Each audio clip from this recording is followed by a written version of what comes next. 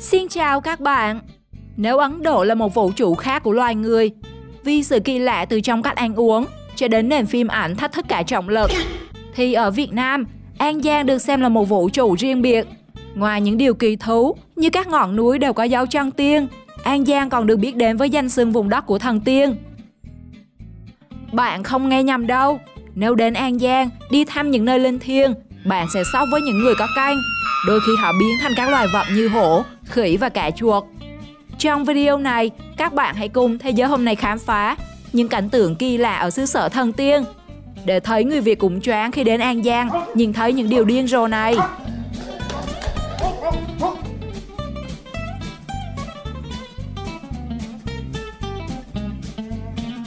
Cách người An Giang nói chuyện.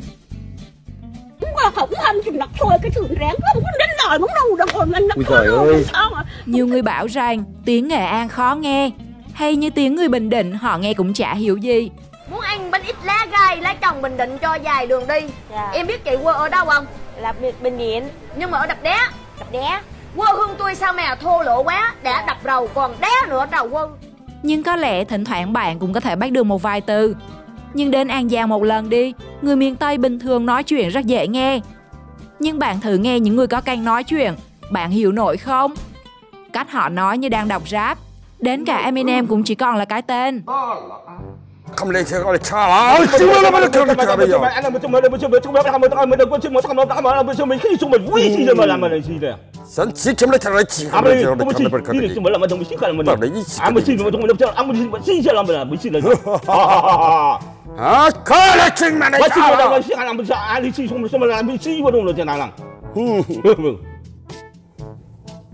chưa biết to rồi.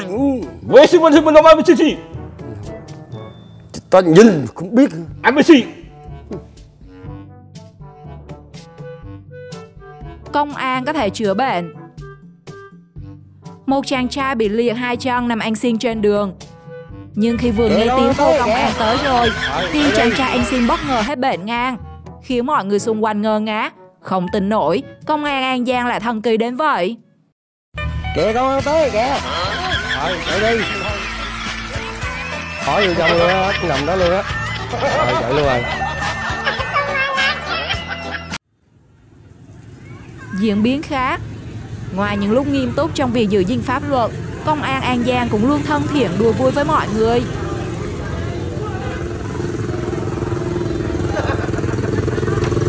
Rồi, mày xong rồi.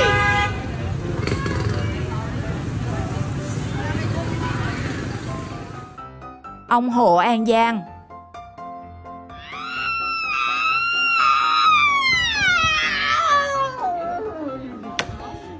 Nếu có dịp đến với mấy chỗ thờ cúng của vùng đất năm non bảy núi, bạn sẽ bất ngờ với sự xuất hiện của ông Hổ khi nhập xác vào những người có canh.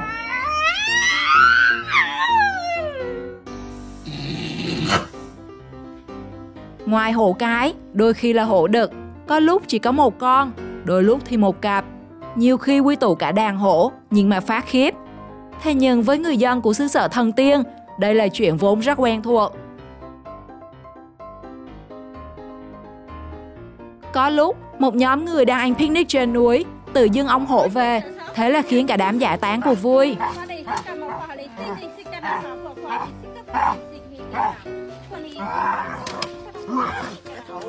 Còn thiếu gì nó còn thiếu gì à?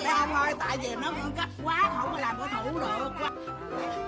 Thịt sống rồi nãy chưa? Nó tôi quan hệ đi. Em chịu ơi, dặn ơi.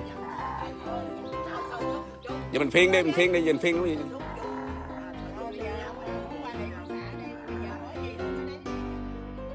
Chữa bệnh kiểu An Giang. Bị bệnh đến bác sĩ điều trị là những thứ đôi khi quá lạc hậu với An Giang. Vì nơi đây có rất nhiều thầy thuốc, có thể chữa bệnh theo những cách rất bá đạo. Không cần thiết bị y tế, không cần thuốc.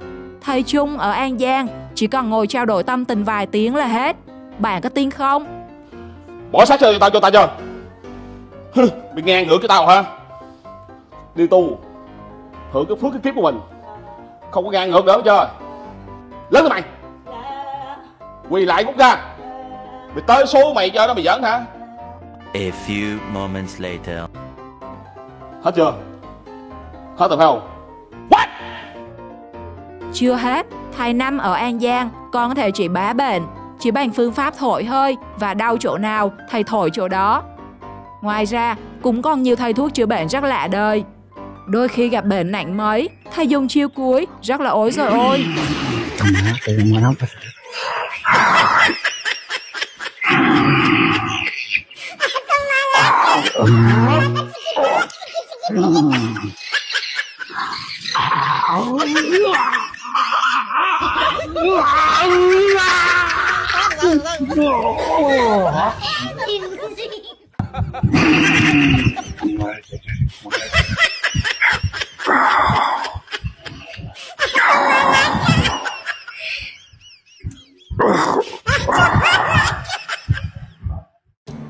Bắt ghen. So với nhiều nơi, có lẽ đánh ghen sẽ là những màn combat giằng co, không khác nào những trận đấu quyền Anh kịch tính. Nhưng một anh trai ở An Giang khiến người xem khó hiểu và bái phục. Nhưng thấy vợ mình ôm người khác, thay vì chửi mắng, chàng trai nhẹ nhàng chạm hai gối xuống đất, vái một vái. Đứng dậy cúi người vái thêm một vái nữa, rồi mới phủi quần đi, bỏ lại đôi tình nhân. Có lẽ anh chồng ý thức được rằng người không được yêu mới là người thứ ba, nên chia tay sớm bớt đau khổ, đúng không nào các bạn?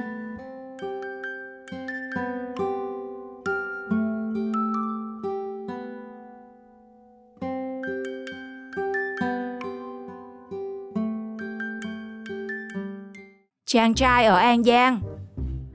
Nói ở xứ sở thần tiên An Giang, người người có phép, có canh thì không ai tin. Cho đến khi bạn gặp anh chàng này, không biết bằng năng lực siêu phàm nào mà anh chàng chưa vào được trong trụ đèn trang trí cao tới 7 mét rồi ra không được. Phải nhờ cứu hộ tới các thanh sách. Đúng là báo quá báo. Ủa cái lúc leo không ai thấy cho người ta. Bà báo số mới thấy. Ủa gì là đứng đây từ sáng tới giờ hả? Bà báo số mới thấy.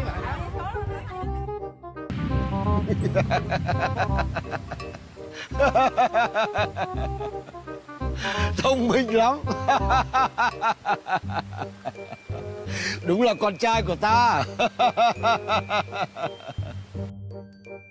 Đám giỗ miễn phí. Vào các ngày 7, 8, 9 tháng 4 âm lịch hàng năm, nếu có gì về An Giang, bạn hãy thử một lần đi ăn đám giỗ bên cồn trong truyền thuyết. Đây là lễ giỗ mà người dân xã Kiến An, huyện Chợ Mới, tỉnh An Giang tổ chức để tưởng nhớ ông Nguyễn Văn Thới, dân gian gọi là ông Ba Thới, một tu sĩ đạo Bửu Sơn Kỳ Hương, một chiến sĩ kháng Pháp cuối thế kỷ 19 đầu thế kỷ 20. Đây được xem là lễ giỗ lớn nhất miền Tây, bởi lượng người đổ về tham gia lên đến cả 100.000 người.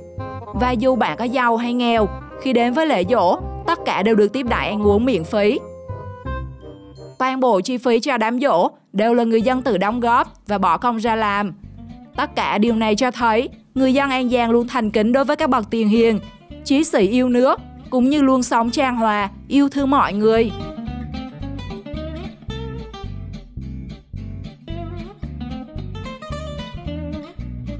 Cao thủ võ lâm.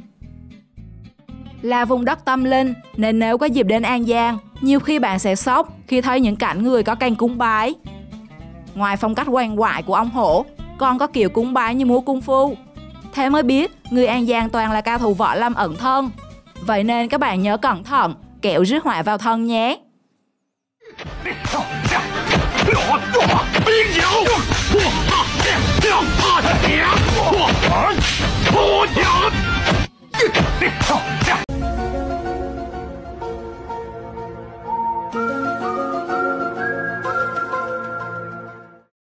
Sinh viên An Giang. Bạn nghĩ lễ hội té nước chỉ có ở Thái Lan đúng không? Tham gia lễ hội này, người ta sẽ dùng súng nước, thau hay xô đựng nước rồi hất vào nhau. Vậy là sai lầm rồi nhé. An Giang cũng có lễ hội té nước và nó ở đẳng cấp riêng biệt mà người Thái cũng ngước nhìn.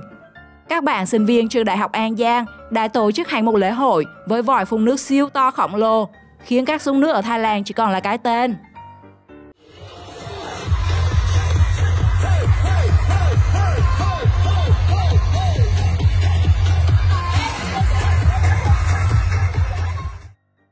Ông khỉ.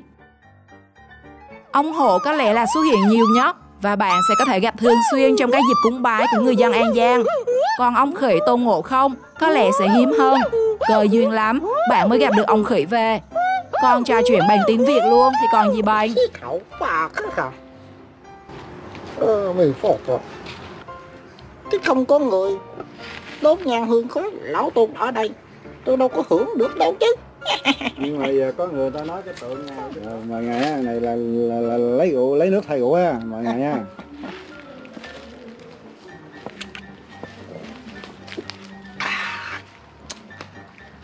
Và nếu bạn gặp được nguyên đàn thế này, phải nói rằng bạn có phúc lắm đấy. Vì nhiều người An Giang mong còn không gặp được.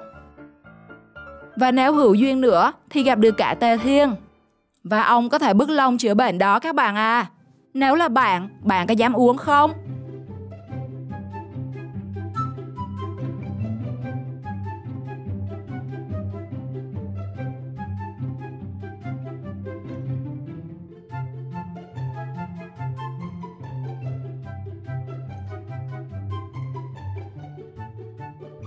Cây cô đơn.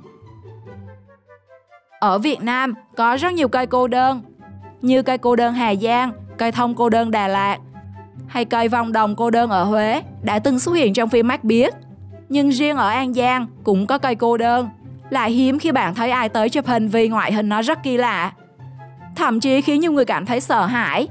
Liệu bạn có dám chụp ảnh cùng nó không?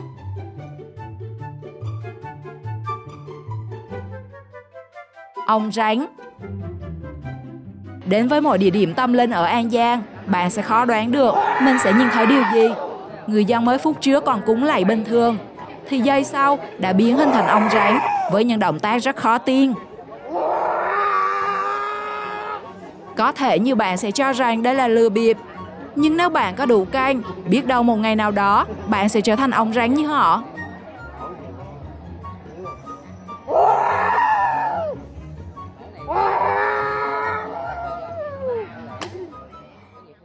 Lá lành đùm lá rách. Nói về lòng thương người, có lẽ An Giang đứng số 2 thì không ai đứng số 1. Một người phụ nữ dù bán vé số vất vả kiếm từng đồng, nhưng khi thấy cụ bà xin tiền, liền chẳng chút do dự, rút 2 tờ 10.000 để cho.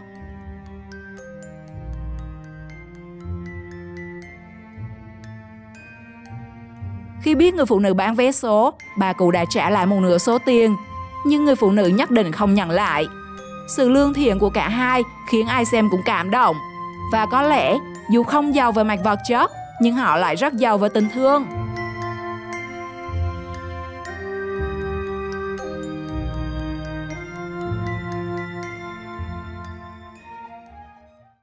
Ông chuột.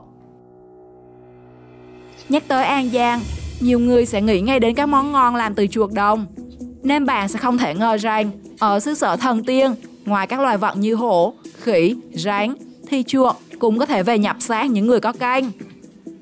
Nhưng trường hợp này rất hiếm, họa may có canh lắm, bạn mới được nhìn thấy.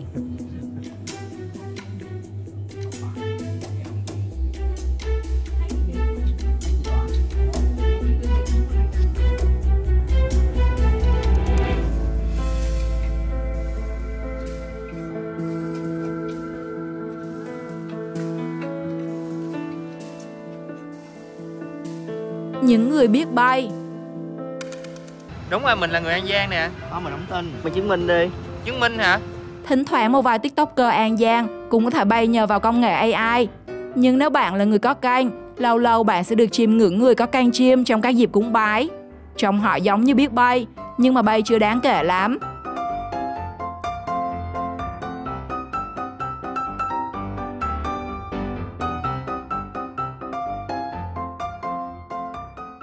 Lễ rước ông. Nhiều người mới xem clip này có lẽ sẽ nghĩ đá gà hoặc đánh bài bị công an dí vì đó là hai môn sở trường mà miền Tây là trùm. Nhưng không phải, đây là màn rước ông của chùa Bảo Sanh Đại Đế, một lễ hội cổ truyền của người An Giang.